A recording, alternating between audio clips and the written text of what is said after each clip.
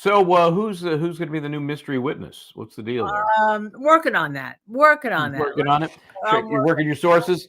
I'm working on Yeah. it. Working on it. So it sounds like self-defense might be raising its ugly head here. Did you hear those two words? I've been saying did. it to you, Michael. We've been asking that question, right? I heard those two words because, look, if no one has to testify to it, because Relli has it right in that same tape that the gun was pulled, whether you call it prop gun or whatever, for self-defense. There you are. I think I would take it. I think I gotta have it in there. You know? Yeah. We did talk about the what if, and well, now the what if is, and so we're, I guess, assuming it could be an expert to talk about self-defense. Now, the question I have is that last witness the person who received the gun? Mr. Levin. And he's going to come to, into California and say, no one told me to get rid of the gun. That was it. It's been years, and and they called to get me back. It was already gone. Do you think they're going to call him? I know they know who it is now. Do you think they're going to call this person? It is. Well, they interviewed him, and quite frankly, I don't see why you need to call him because they got his testimony in.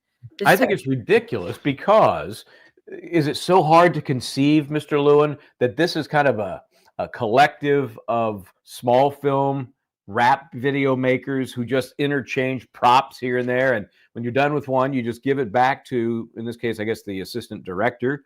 Right. He turns it into this loosely organized prop, department, and then who knows where it goes from there. So the jury is going to have to believe that is just a concocted story, totally unrealistic, and that this witness, Mr. Levin, I don't know, former manager, former DJ, kind of a fluid relationship, that he just made this up because that helps explain why they don't have the prop gun. I don't know. I think he was credible, even though annoyed at the Lewin cross at the end. But what do you think about? Everybody was annoyed at the Lewin cross at the end. You have a couple clips we're going to play about the Lewin cross at the end. I think I might. Is that a cue? Is that a cue for me to find these? That's a cue, everyone. Okay, let me see if I can find it. Which one did you want first? Surprise me. Okay, let's go with the every possible objection that was granted or not granted. Here we go. Does what you're saying sound reasonable? Objection or Nothing further. No, we're done with Mr. Phillips. We're done. He's asked every question that he could possibly ask on both sides. All right. I can't fathom another question. It's a good one. Excuse. What? It's a good one, but all right. Excuse subject to recall, Your Honor. That's foundational as according to the. All right. Yeah. If you're notified to come back, you must come back. But if either side wants him back, I'm going to want to know what the officer proof is. Your Honor, just so it's clear, that's foundational under the evidence code for. Right. I understand that. I do not anticipate that he would be called back. Evidence code section 1235? Yes, sir. Okay, if it happens that you're notified to return, you must return, so you are not excused. You understand? So I'll stay in California. Well, you don't have to stay in California, but if you're notified to return, you must be here the very next day. All right, but for now, you can go. Get the hell out of here while you can. Let's play the next one too. Let's play the next one because I think these kind of things go together about how the judge. What is you're so demanding? What is the next one here? Which one did you want? I'm not so demanding. You want? Let's see. I think you want not the no speaking objection one. That's an old one, I think. You want the sanctions. You want the stop yelling. I think that's what you like. Stop yelling. I think you want that one. Okay, let's see if we can give you that one here. Did he ever tell you? You ever ask me, why are you bringing a prop gun with you when you're meeting with another ASAP? I don't think he brought it to like this. Motion to strike is non-responsive. Stop yelling. Stop yelling. Motion to You strike. can just make the motion and state the reason. You don't have to yell. Now, what was the objection? Now it's believed that Mr. Lewin has kind of a hearing impediment or deficit. He said that at even at Durst. It could be because he yells so much. He's given himself a hearing problem. that possible? Also, sometimes people that have hearing deficits. I know. I get that. Of course. But he doesn't have a normal speaking voice. It doesn't seem. But everything is at you. I don't think the defense needs to call another witness because what and I'm going to say Levin, it's really hard because, we're just transposing. There's a Levin and a Lewin here. Yeah. Right? I just keep thinking of Levin witnesses. Everybody thinking it said 11 witnesses. Yeah, that Levin. Yeah. By the way, before I go on with what I was going to say, thank you, Rice Street. Oh, thank you so much, Rice Street. Membership. So we really appreciate it. But what Levin got in was that he called and he tried to ask for the gun back. If you were gonna, if the prosecution is going to say you were trying to dispose of it, why would you ask the gun to come back to California? You want the gun back to exactly this is saying you get the gun back. No, the gun's gone. It's in the people take things back and forth.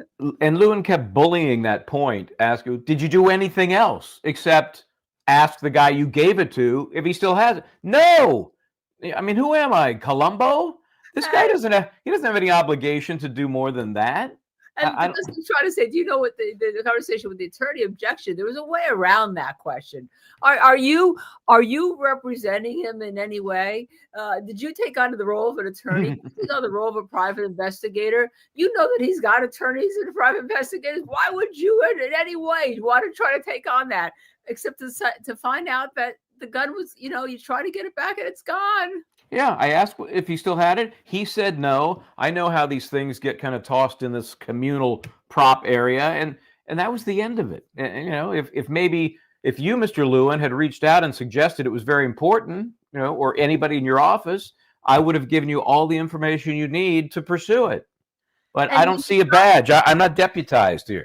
And they didn't hide it. This morning, there was no way the defense didn't hide. We just discovered it. Here it is. The judge says, okay, if Levin's going to testify as to the fact he tried to get the gun back, right?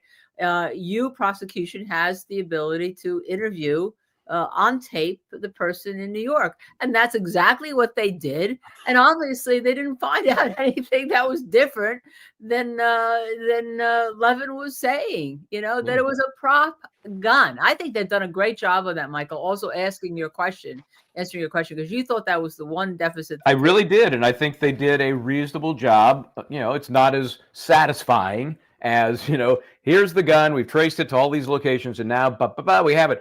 But still, if you're looking for a reasonable explanation, I think the jury now has that. Right. I think the jury absolutely has it right now. But we'll see. I mean, there's another witness that the defense may call, as what I expected. The defense wanted to sum up tomorrow, right? As I expected, right? Yeah, they're working on it. Yeah. Wanted to sum up tomorrow. The judge said it wasn't Lewin who was going to do the first summation.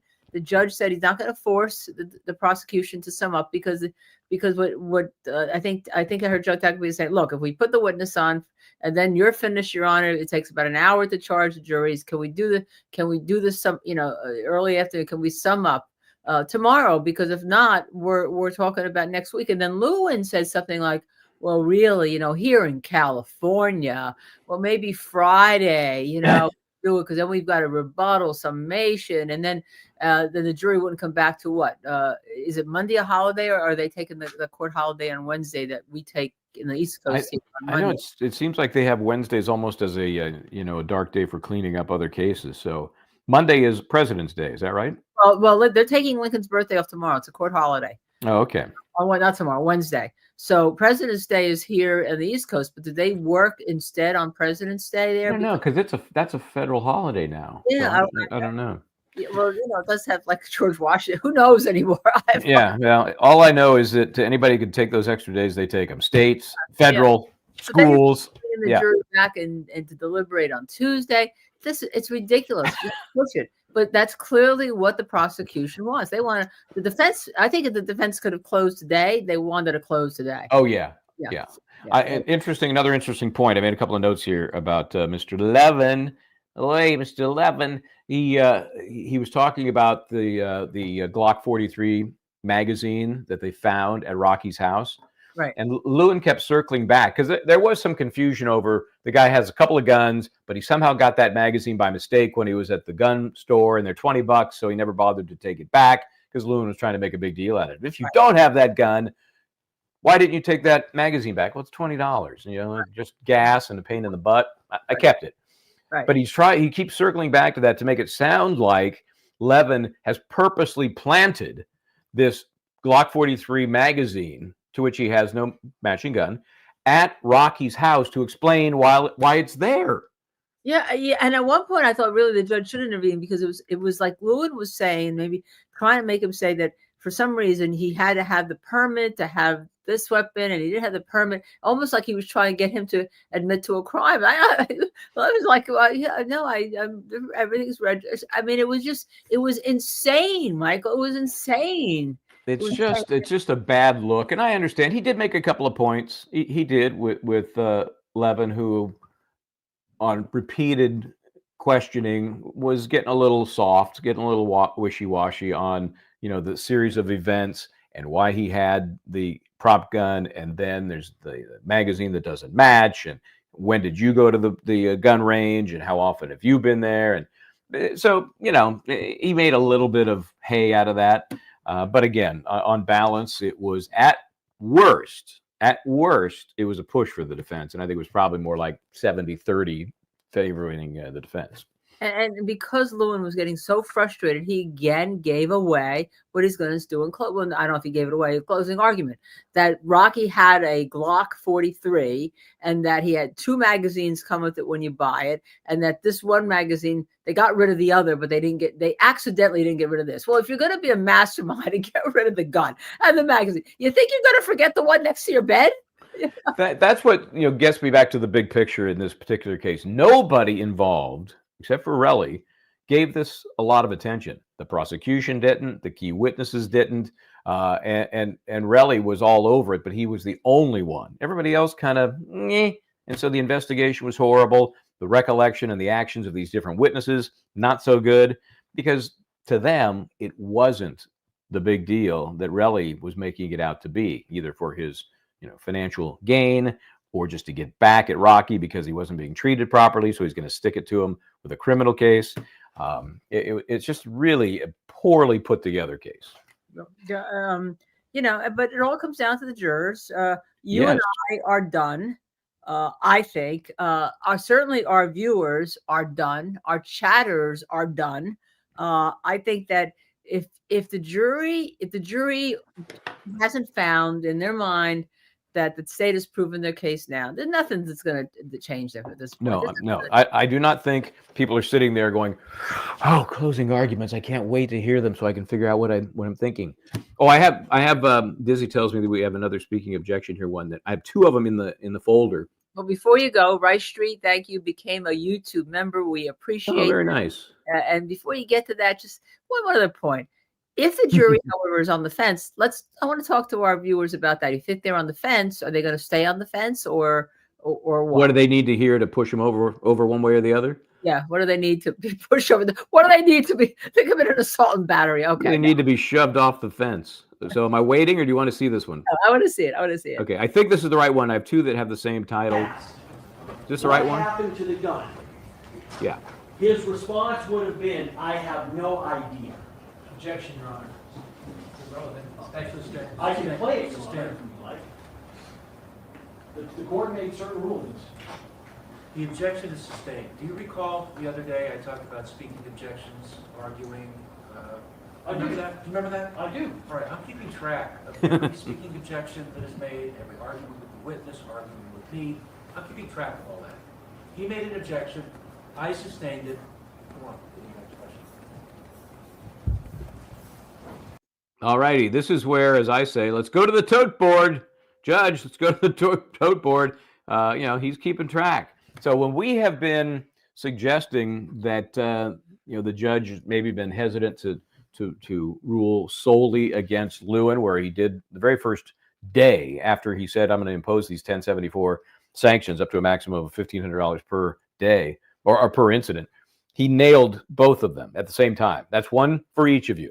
And then we saw Lewin acting up, not so much Tacopina, but never an outward admonishment by the judge. So I kind of thought, well, I guess he's letting him off the hook. Well, apparently not. Apparently the the tote board has been continuing to roll forward, and we won't know till the hearing after the trial exactly how many instances this judge is tacking onto the tote board. They could have quite a bit of money. There's another stop yelling. Let's see. And then we have a special guest. We have Dave Arenberg waiting in the wings. There's another stop yelling, Michael. Do you have a stop yelling one? Let's see. I thought I did a stop yelling one already. No? Or is there another one? Let's see. This is a different stop yelling one. I can't keep it straight. Yeah, this is the stop yelling. We did this one, I think. All right. Why are you bringing a prop gun with you when you're meeting with another ASAP? I don't think he brought it to, like, just. Motion to strike is non-responsive. Stop yelling. Stop your yelling. Motion to You strike. can just make the motion and state the reason. You don't have to yell. Yeah, don't have to yell. Yeah. So anyway, so yeah. So what's happening then tomorrow is we're going to have a new witness, Maybe. It was on- perhaps, and they're starting at 10 tomorrow, 1 o'clock East Coast time. Probably the defense is going to review whether or not they need the witness, whether or not they can push forward with the getting the prosecutor to close earlier, and get this case to the jury. I think it depends. We're not in the courtroom, all right, and you always have to see what the jury is doing. But I know our viewers are like done. I mean, they're done. They want to get this to a jury and get their verdict out. You know, I mean, if our viewers are any, and that's where the fun begins, because we all have our thoughts and observations and opinions, but we don't mean squat. You know, it's what the jury does that matters. So.